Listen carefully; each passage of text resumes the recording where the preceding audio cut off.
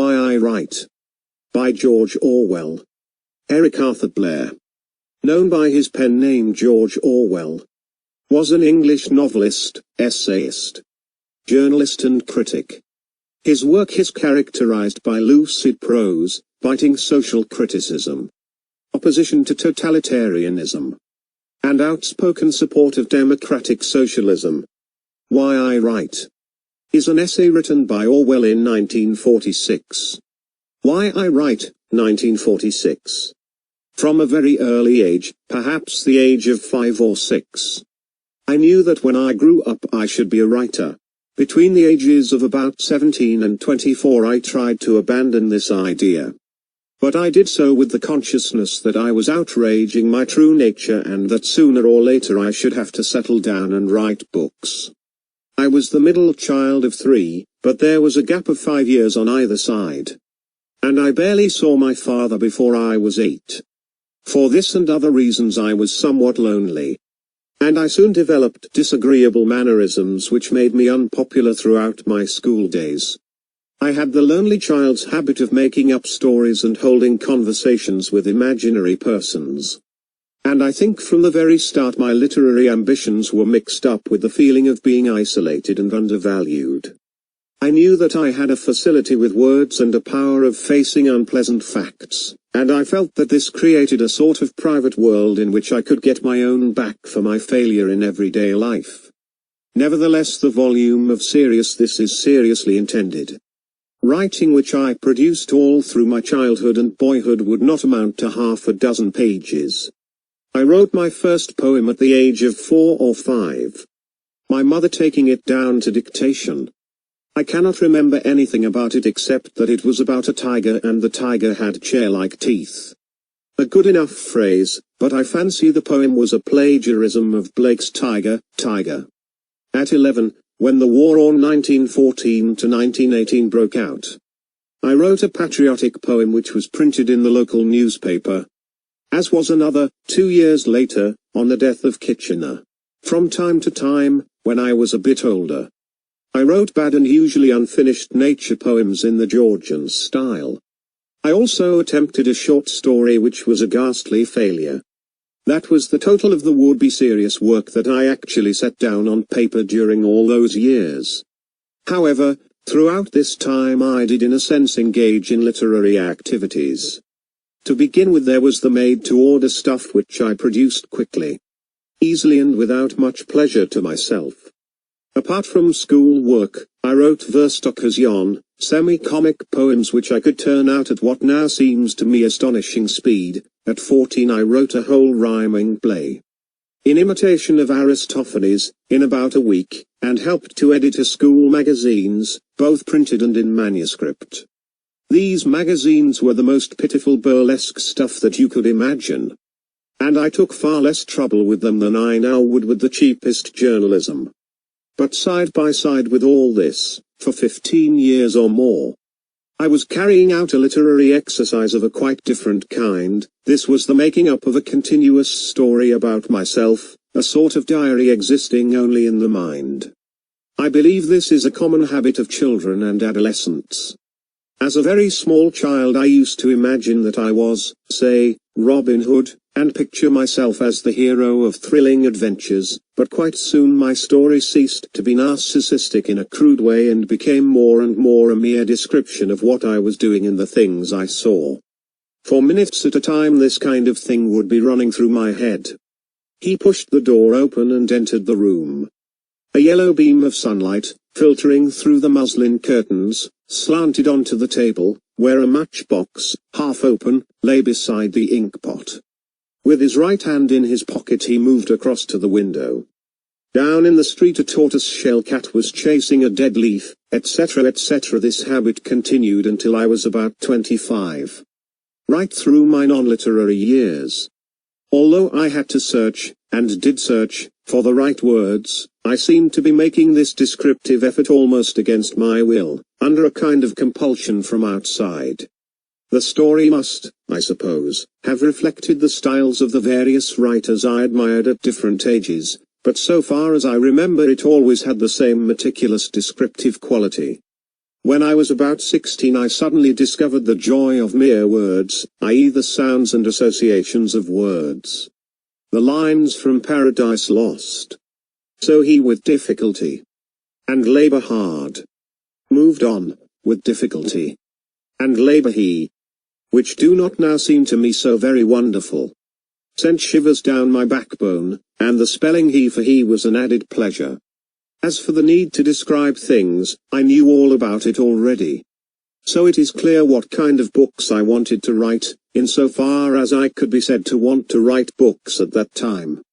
I wanted to write enormous naturalistic novels with unhappy endings, full of detailed descriptions and arresting similes, and also full of purple passages in which words were used partly for the sake of their own sound. And in fact my first completed novel, Burmese Days, which I wrote when I was 30 but projected much earlier, is rather that kind of book. I give all this background information because I do not think one can assess a writer's motives without knowing something of his early development. His subject matter will be determined by the age he lives in. At least this is true in tumultuous, revolutionary ages like our own.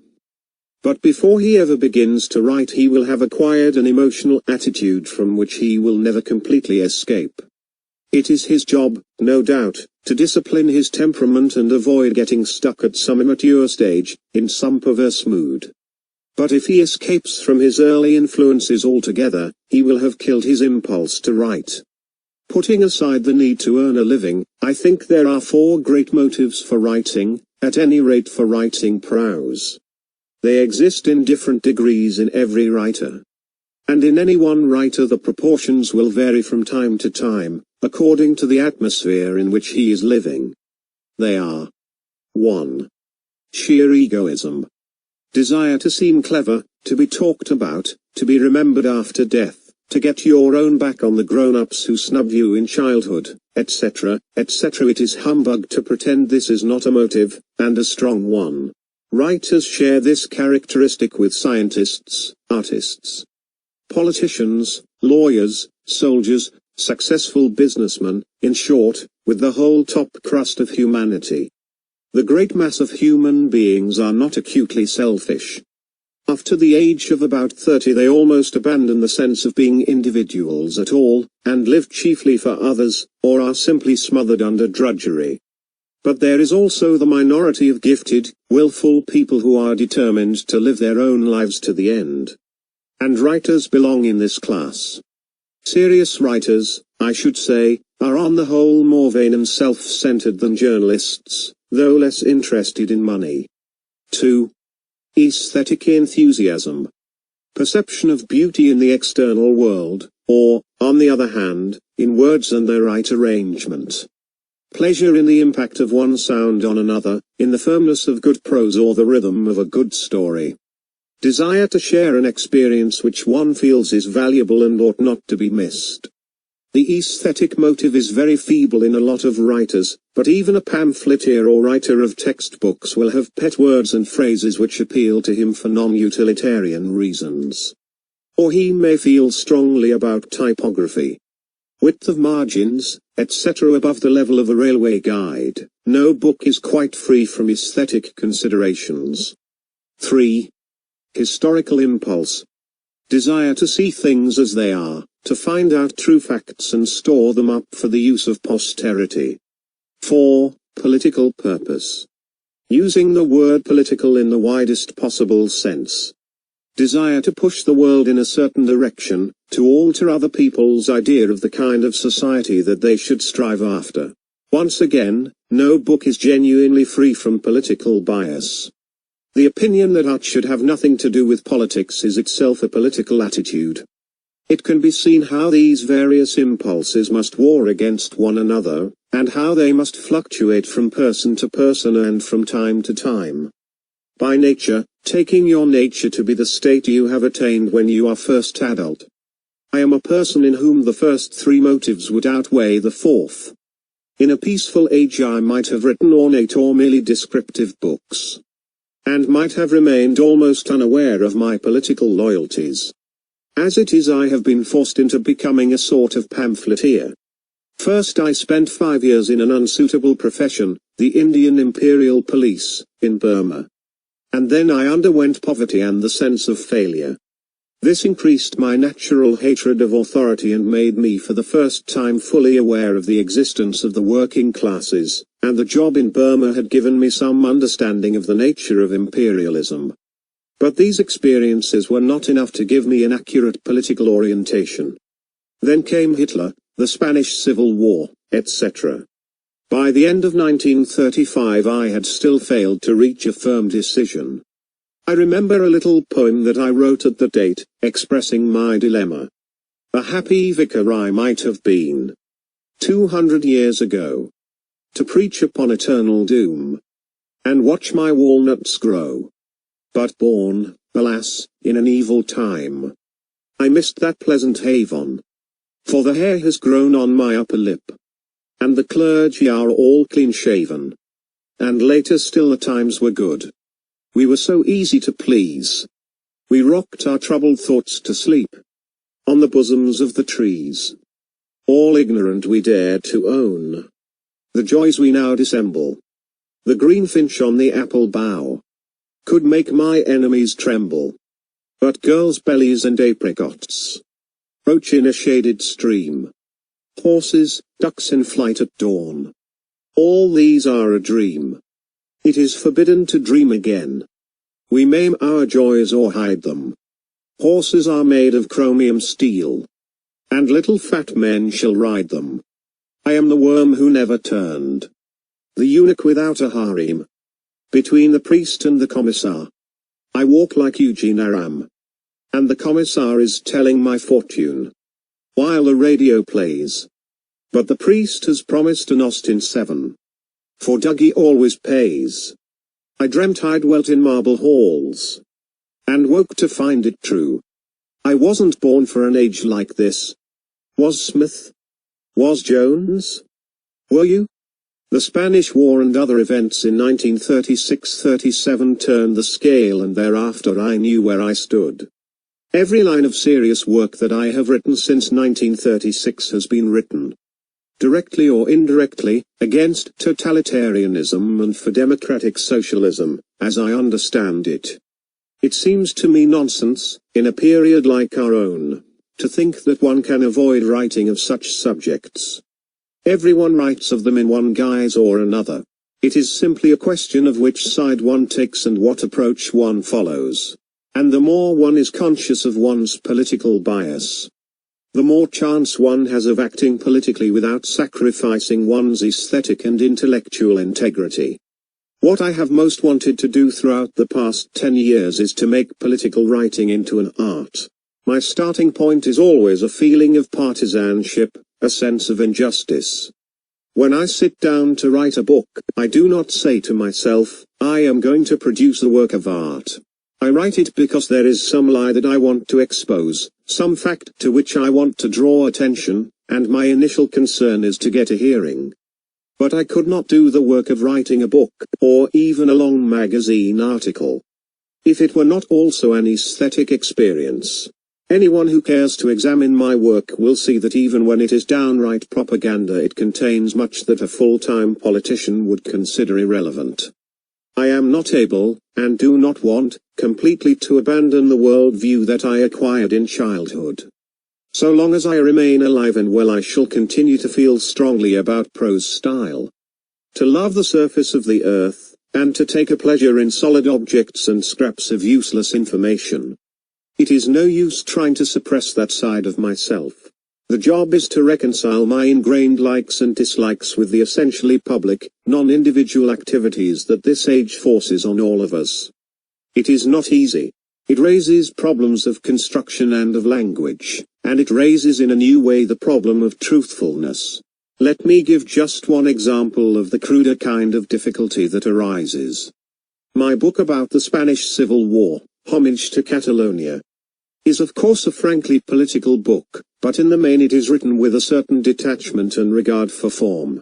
I did try very hard in it to tell the whole truth without violating my literary instincts.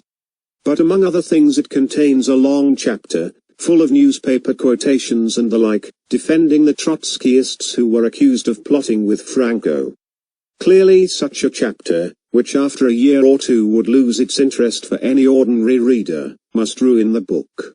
A critic whom I respect read me a lecture about it. "Why did you put in all that stuff?" he said. "You've turned what might have been a good book into journalism." What he said was true, but I could not have done otherwise. I happened to know, what very few people in England had been allowed to know, that innocent men were being falsely accused. If I had not been angry about that, I should never have written the book. In one form or another this problem comes up again. The problem of language is subtler and would take too long to discuss. I will only say that of late years I have tried to write less picturesquely and more exactly. In any case, I find that by the time you have perfected any style of writing, you have always outgrown it. Animal Farm was the first book in which I tried, with full consciousness of what I was doing, to fuse political purpose and artistic purpose into one whole. I have not written a novel for 7 years. But I hope to write another fairly soon. It is bound to be a failure, every book is a failure, but I do know with some clarity what kind of book I want to write. Looking back through the last page or two, I see that I have made it appear as though my motives in writing were wholly public-spirited. I don't want to leave that as the final impression. All writers are vain, selfish, and lazy, and at the very bottom of their motives there lies a mystery. Writing a book is a horrible, exhausting struggle, like a long bout of some painful illness. One would never undertake such a thing if one were not driven on by some demon whom one can neither resist nor understand. For all one knows, that demon is simply the same instinct that makes a baby squall for attention. And yet it is also true that one can write nothing readable unless one constantly struggles to efface one's own personality. Good prose is like a window pane. I cannot say with certainty which of my motives are the strongest, but I know which of them deserve to be followed. And looking back through my work, I see that it is invariably where I lacked a political purpose that I wrote lifeless books and was betrayed into purple passages. Sentences without meaning, decorative adjectives and humbug generally. End of the essay. Thank you. Thank you.